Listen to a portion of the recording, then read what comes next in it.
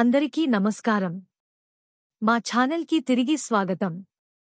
ఈ వీడియోలో EPS 95 pension హోల్డర్లలో గందరగోళాన్ని సృష్టించే ముఖ్యమైన అంశం గురించి మేము చర్చిస్తాము.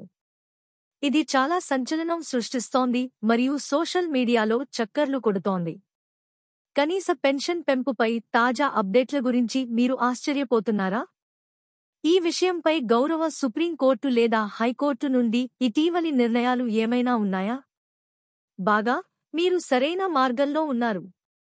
ఆ సమస్యను ఛేదిద్దాం మరియు ఎన్ఎస్ఈ నాయకుడు మిస్టర్ అశోక్ రౌత్ ఎలా స్పష్టత ఇచ్చాడో మరియు గందరగోళాన్ని ఎలా తొలగించాడో వివరిస్తాము. టాపిక్లోకి వెళ్లే ముందు మీ అందరినీ మా ఛానల్ని సబ్స్క్రైబ్ చేసి మాకు సపోర్ట్ చేయవలసిందిగా కోరుతున్నాము.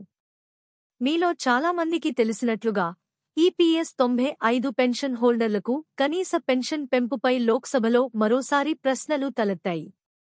గత వారం భారత ప్రభుత్వ కార్మిక మరియు ఉపాధి మంత్రిత్వ శాఖ ఈ ప్రశ్నలలో కొన్నింటిని ప్రశ్న సంఖ్య 1005 క్రింద ప్రస్తావించింది. అక్కడ ఏమి జరిగిందో తెలుసుకుందాం. లోక్సభ సభ్యుడు శ్రీ అరవింద్ గణపత్ సావంత్ జీ ఈపీఎస్ 95 పెన్షనర్లకు కనీస పెన్షన్ గురించి కొన్ని క్లిష్టమైన ప్రశ్నలు సంధించారు.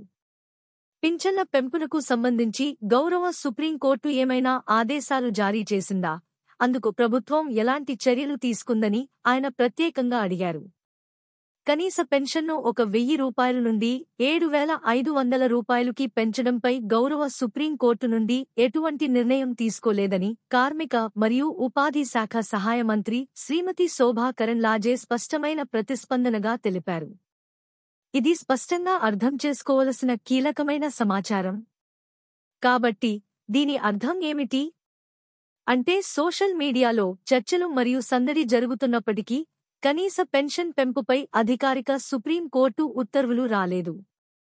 అంటే ప్రభుత్వ ప్రకటన ప్రకారం కనీస పెన్షన్ను 1000 రూపాయల నుండి 7,500 రూపాయలుకి పెంచడానికి గౌరవ సుప్రీంకోర్టు నుండి అధికారిక ఆర్డర్ కాపీ ప్రభుత్వానికి అందలేదు. కానీ కొన్ని తప్పుడు సమాచారం ప్రచారంలో ఉందని నేను స్పష్టం చేయాలనుకుంటున్నాను మరియు కనీస పెన్షన్ మరియు అధిక పెన్షన్ చర్చల మధ్య తేడాను గుర్తించడం చాలా అవసరం. అవి రెండూ ఒకదానితో ఒకటి అనుసంధానించబడి ఉన్నాయి మరియు కనీస పింఛను పెంచినట్లయితే అధిక పెన్షన్ కోసం లెక్కలు కూడా జరుగుతాయి. ఇప్పుడు ఎంపీలు ఈ ముఖ్యమైన అంశాలను లేవనెత్తడం చాలా బాగుంది. అయితే డిమాండ్లు చేసే ముందు వాస్తవాలపై లోతైన అవగాహన ఉంటే ఇంకా మంచిది. ఈ నవీకరణపై మీ ఆలోచనలు ఏమిటి? దిగువ వ్యాఖ్యలలో మీ అభిప్రాయాలను వినడానికి మేము ఇష్టపడతాము. మీకు ఈ వీడియో ఇన్ఫర్మేటివ్గా అనిపిస్తే దయచేసి ఈపీఎస్ 95 పెన్షన్లకు సంబంధించిన అన్ని విషయాల గురించి అప్డేట్గా ఉండటానికి మా ఛానల్ని లైక్ చేయండి, షేర్ చేయండి మరియు సబ్స్క్రైబ్ చేయండి. ఈ వీడియో చూసినందుకు ధన్యవాదాలు.